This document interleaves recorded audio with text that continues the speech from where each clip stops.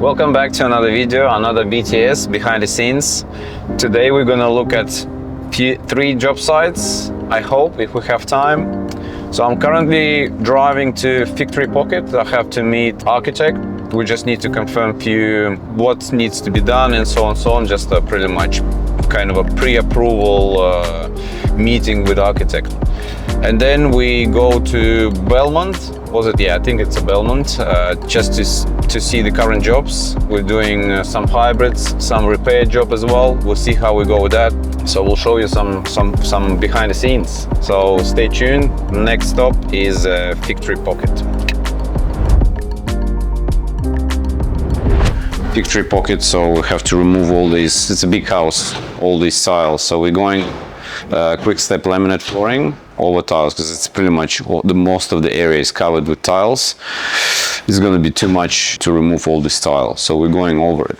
So the builder will remove all the skirting boards and give us a clean run.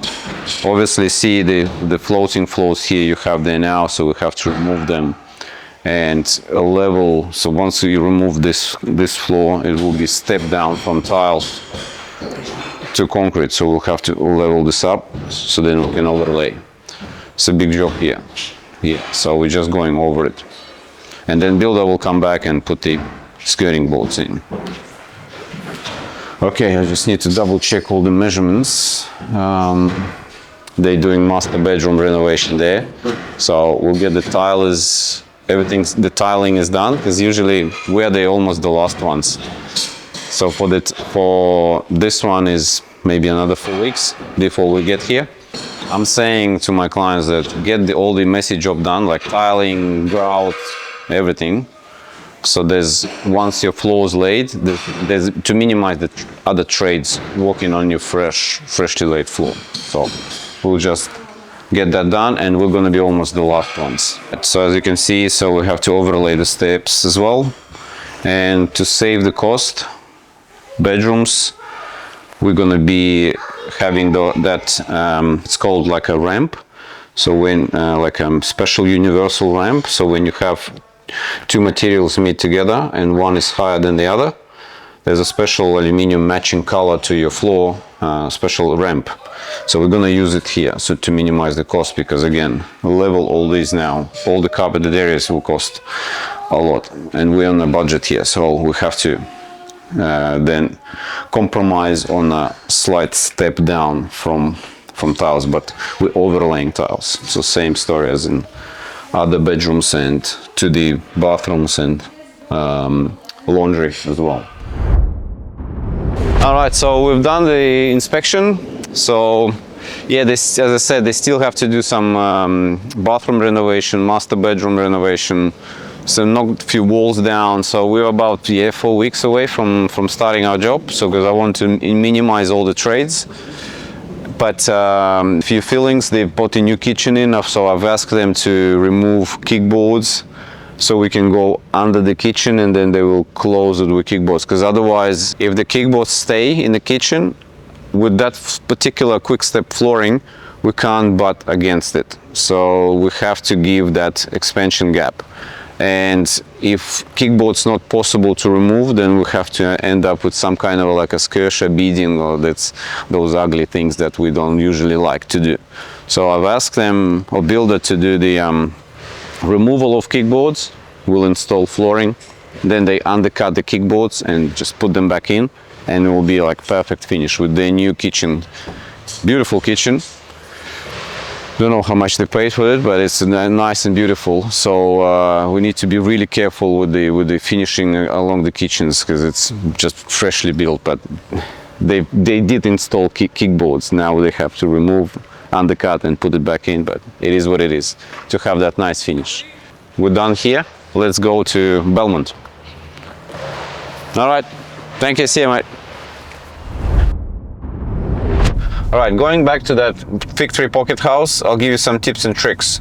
So as I said, in terms of the leveling and trying to match with the old flooring and tiles, so on. So when you're trying to level your floor, so you have a couple options. So you have the cheapest option, which is the MDF sheets. So if you like remove your carpet but you want to overlay your tiles and have same level throughout the carpeted area, so you need to bring it up.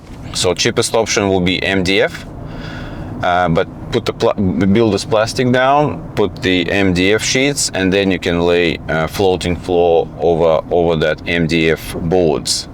Just make sure you put the plastic down. That's a tip number one, because again, the concrete, there's a lot of moisture. If you don't protect it, then your MDF sheets will start to cup. That will affect your flooring, and obviously that floating floor would eventually will just fall apart. And then option two, which is the correct way, I would say, is leveling. Put a self-leveler compound, so to bring it all up with the self-level, so pretty much adding concrete to match with the tile height. That's usually like 3 times more expensive than MDF boards, and most people choosing MDF because of that. Yes, it's expensive, but then it's gonna be the perfect finish then. But it is like 3 times more, I would say, easy. Because self-leveling, more work, more materials, and so on. So there's a few options that you can level. It's not like you have to stick to self-level. We do sometimes when we feel safe that concrete is off the ground and it's safe to lay MDF, we do that just to save the cost. In that going back to that fig tree pocket, so we've gone only few because they have plenty of bedrooms, like 5 bedrooms, and we've just gonna level up only 2, master bedroom and like entry living space, so we don't have that trim, because if you have the difference in the height, then you have to use a special trim like a ramp or L trim, or there's different variations based on your height difference. So in that case, to keep the cost low, we're just doing the main areas leveled. But then kids' bedrooms, three kids' bedrooms, they're gonna be stepped down, and we're gonna use a special ramp.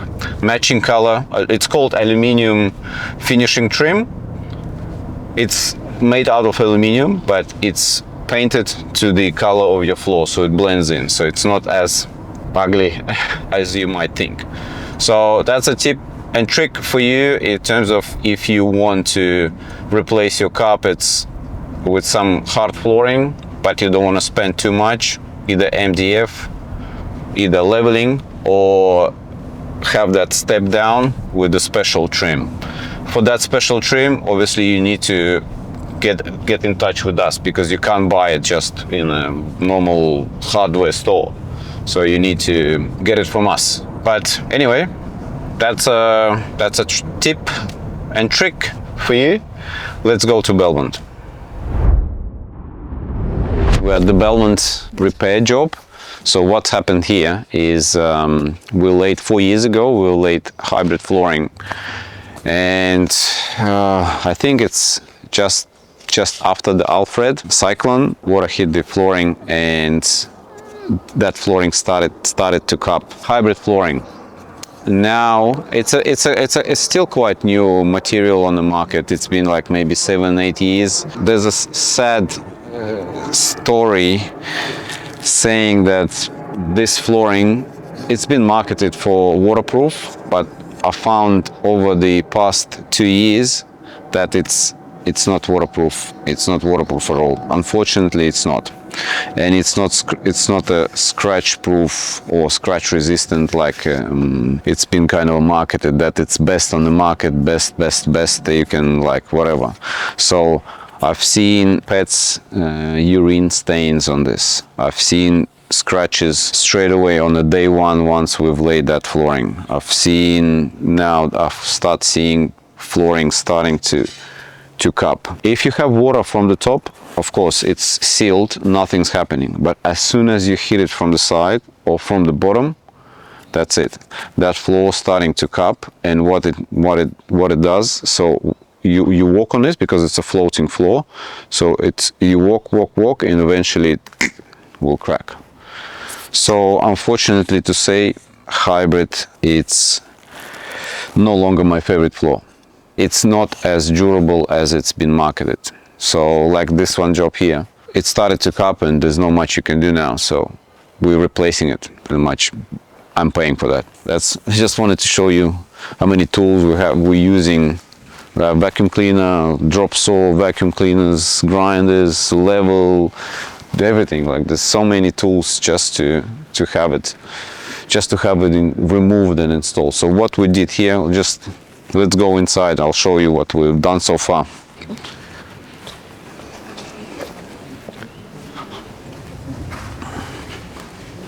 So what we have here is we removed old flooring that was all here. So back in the days, in the 4 years when we laid this first time, we laid it straight on concrete. And over the past few years, we found out, and the supplier found out, that this is still very inconsistent with any moisture. Now we have to build this plastic, like a plastic floor, like plastic before we lay. So 4 years ago we laid straight on concrete because it was marketed as waterproof, do whatever you want on this floor, but we found out that it's not. So now once we lay flooring, we always lay plastic. So now that's how it's done. So if someone tells you that you don't need plastic because it's waterproof, obviously they haven't been through what I've been so far. This is after Alfred, this is the second job we have to replace, and there's 3 more at my cost. Yeah, that's pretty much quite unfortunate, but it is what it is. We're just fixing because you're getting warranties from us. So yeah, we have to fix it. But now that's how we do it. Plastic for sure, 100%. And also actual supplier, that flooring was 6.5 mil. Now it's 8, which is much more firmer locking system. So if you're looking for hybrid, look at minimum 8. That's my recommendation for you. Anything 6.5, 6, even 7.5. From 8, I would say ideal will be 9. We have 12 too thick. Locking system starts to get a bit weak. 8 or 9 will be ideal for you. And don't forget plastic. Yeah, so we're at the Belmont, another Belmont job. So here we're having issues with subfloor. Very old house. Probably it's like a commission house. Used to be. Very bad level. Very old chipboard, and usually the biggest problem is that the chipboard like dips down along the sliding doors and windows. So as you can see, what we're doing here, we're trying to rough sand it as much as we can, but even this one doesn't help because see the difference in level. So see, it's flat and then dips down. So now we're putting the 12 mil structure panels to make it level. So we have to pack this up and put the structure panels with glue and nail and screw, and then we can lay. So then we're gonna rough sand this one as well. Then we can only lay flooring, because if we lay flooring over this directly, we for sure will have a call back in 3 months time saying that your floorboards are moving and clipping, and we'll have an issue here. So yes, it's quite expensive to do, but what it is, it have to be done. Otherwise, I'm not taking this job. I'm not doing it. Yeah. So yeah, that's how big of a difference. And it's all over the place. It's in the hallway as well. So hallway, see the very old particle board. So it's kind of a up and down plus. So it's up and down plus it kind of goes like this. So we have to pack this up, sand more of those joints to make it more flatter, then put a 12 mil particle board over it, screw, nail, glue, sand particle board again, check this level. Again, it's not going to be perfect here, it will never be perfect, but at least it will be decent, flat for us to lay hybrid flooring. In this case, see, it's a must. Some companies might say, oh, it's good enough to lay, but that's not us. So we said to the client, said, okay, either we're doing it correct way, which is the most expensive way, and we kind of like double the cost of anyone else quoted, or we're not doing it. because again, with the hybrid, very tricky because it's quite thin, and if your level is not good, it will move and it will break. So here, yeah, that's,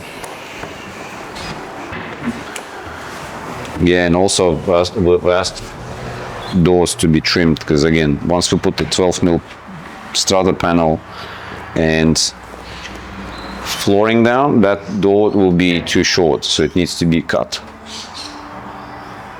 But that's not us. Obviously, skirting is removed, so new skirting will go over this old skirting lip. So once we have strata panel, flooring, and then new skirting walls, so should be good. But yeah, the level is very bad here. Like this, plus like that. So, a big job. It's just maybe 3 days just to prep it. Laying flooring is gonna be like 1 day, but to prep 3 days. Same as in previous BTS when we did that brick apartment with the concrete walls. A lot of prep. Same cost as the laying. Same thing here. Very old houses means very high preparation. You'll get it done. Should be good. Renovation here. Yeah, there's a builder there doing some work, Dibrock and so on. We're doing flooring. Doors need to be trimmed. This one, again, this is a glue down flooring, so we're keeping that. We're just going butt against it. So that's what client wants, okay? So that will stay. We'll have a new flooring here.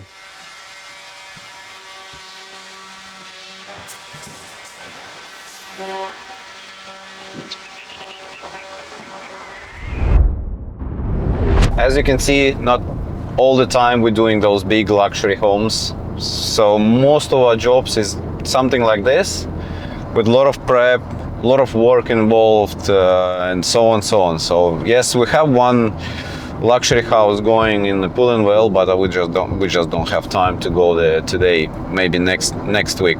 But if you like that kind of a content with just level all these bits and pieces here and there, just give me a thumbs up in the comment, so then I will understand that, okay, you like this kind of a content more. Or if you like the more luxury homes and nice picture, final inspections, we'll still gonna be doing them, but just do you like that content more? Just give me a thumbs up in the comment. Thanks for watching. If you like what we do, consider subscribing. In the meantime, I'll have to go back to the base, put it all together, answer a few emails which I don't quite like, but it is what it is, part of the game. And I'll see you at the next one. Thanks for watching.